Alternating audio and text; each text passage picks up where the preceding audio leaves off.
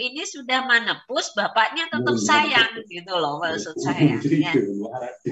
Kalau seusia, kalau di Indonesia itu berbeda dengan negara di Eropa. Kalau di Eropa mungkin usia 60 tahun. Ya.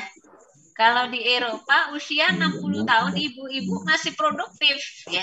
Kalau di Indonesia karena kita negara tropis ya, terus makanan kita juga banyak yang mengandung lemak, kebanyakan menepus itu terjadi usia 40 sampai 50 tahun sudah mengalami menepus. Nah, di sini di Harasyasu ini kita akan memberikan ya bukan jawaban tapi solusi atas ibu-ibu yang sudah menepus. What can I do ketika kita sudah menepus biar bapaknya tetap sayang gitu ya. Di dalam hara nanti akan ada materi seperti itu. Ya. Terus juga untuk wanita biar kembali virgin atau virgin ya. Tidak kalau kemarin yang limpatik itu mengembalikan vitalitas bapak-bapak secara ya paling tidak 80% dah. Tuh. Kalau hara ini nanti akan membongkar habis tentang bagaimana peran hara dalam mengembalikan virginitas para ibu-ibu ini nanti. Ini yang mau saya paparkan pada teman-teman. Nah, yang kedua adalah pada masyarakat umum. Tadi sudah saya kupas. Yang ketiga, pada gangguan pergerakan nih pada masyarakat umum. Masyarakat umum itu biasanya gangguannya kan penyakit-penyakit degeneratif ya teman-teman ya. Dan nanti kita akan coba kupas di agenda kita kelas online Harasyasu akan dimulai tanggal 25 sampai 1 Oktober. Jadi pas hari lahirnya Pancasila ya kita selesai pembelajarannya ya. Nah, yang ketiga adalah pada mohon maaf terlalu cepat ini. Gangguan pergerakan. Pada gangguan pergerakan. Nah, pada gangguan pergerakan ini teman-teman yang sangat unik sekali, sangat unik sekali karena saya sudah sering praktek ya. Di tempat saya ada seseorang yang kena skoliosis. Nah, ini saya cerita. Saya pijat perutnya di area sebelah sini ya, sebelah sisi kanan. Kalau orang Jawa bilangnya lempeng ya, di bawah ketiak ini kan ada apa ya namanya? Di bawah ketiak ini ada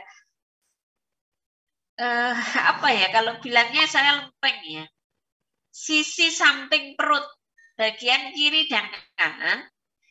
Ketika kita ada seseorang yang gangguan pada muskuloskeletal atau pergerakan, itu akan terdeteksi di situ ada otot yang berjalur tegang mengalami stagnasi sampai ke dada, sampai menuju ke motorik dan sensorik kita. Itu kalau kita gambarkan itu ada gambarnya. Mudah-mudahan besok saya bisa memberikan bukunya itu gambar-gambar seperti limpatik biar jenengan itu nanti bisa memahaminya dengan benar gitu ya. Jadi ini tentang hara ini sangat efektif juga untuk gangguan muskuloskeletal atau pergerakan ya. Gangguan pada pergerakan di mana seperti radang sendi, terus otot ya. Terus tulang mengalami pengeroposan. Nah, kenapa kok tulang mengalami pengeroposan bisa dihara? Ini saya tidak menjamin 100%, tapi paling tidak untuk memperbaiki. Kita tahu bahwa ketika kita memperbaiki, ya di sini kalau di organ kita dalam kasus muskuloskeletal biasanya pada siku. Nah, siku kita ini terjadi ya, ini pada sendi siku ya, mengalami peradangan. Kita tahu di sini mengalami peradangan. Apa peran dari Harasyasu kok bisa dinyatakan kurang, rasa sakitnya berkurang? Karena kita tahu bahwa di dalam organ perut kita, terutama pada ginjal, peran kita pertama pada ginjal yang mengatur cairan dalam tubuh, itu akan mengalami perbaikan. Nah, ketika kita menekan titik ginjal atau memijat titik ginjal, biasanya akan nyambung ke belakang pada titik tulang belakang. Nah, kita tahu bahwa di situ fungsi dari tulang belakang itu adalah untuk mensuplai sungsum-sungsum dan kalsium ke seluruh sendi dan tulang. Tuh ya. Jadi ini hanya sekilas-kilas saja ya teman-teman ya. Nanti ikuti pelatihannya biar jenengan nanti lebih gamblang bagi yang berminat ya. Saya harapkan ada nanti teman-teman 2022 Amuskin, lembaga kami akan membuka kesempatan kepada penjenengan alumni Amuskin untuk menjadi pendidiknya di salah satu materi-materi yang telah kami berikan. Misalkan Pak Hendro nih, pun aku sudah sedikit banyak menguasai tentang limpatik atau hara atau refleksi atau pijat-pijat yang lain yang kami berikan secara online atau offline. Kami membuka kesempatan itu pada teman-teman agar harapan saya, ilmu saya nanti bisa tersampaikan dengan baik, bermanfaat bagi orang banyak, bukan hanya untuk saya pribadi ya. Nah, selanjutnya tadi Harasyasu untuk anak-anak. Nah, ini kita lihat. Untuk anak-anak ini untuk biasanya anak-anak yang mengalami masalah tidur. Tadi sudah saya bilang ya, masalah pencernaan kronis ini yang sering sekali saya terapkan pada anak-anak yang kurang suka makan. Tuina itu bagus juga.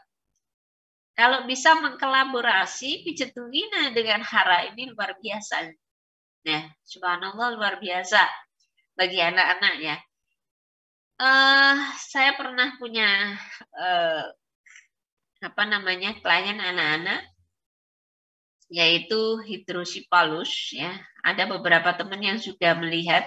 Pertama datang ke tempat kita itu lingkar kepalanya 69. Ketika kita terapi 6 kali pertemuan per 2 hari, lingkar kepalanya bisa turun sampai tinggal 50. Jadi ini sangat signifikan sekali.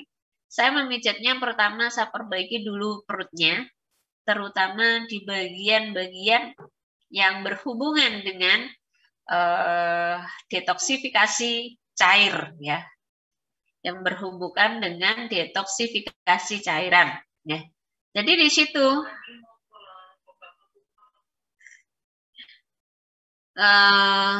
teman-teman harus memahaminya konteks dari Harasyasu itu gitu ya.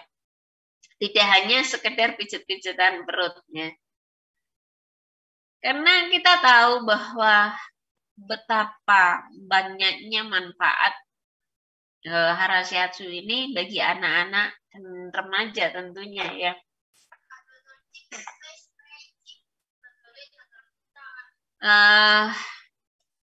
Kita tahu bahwa timbulnya masalah pada tubuh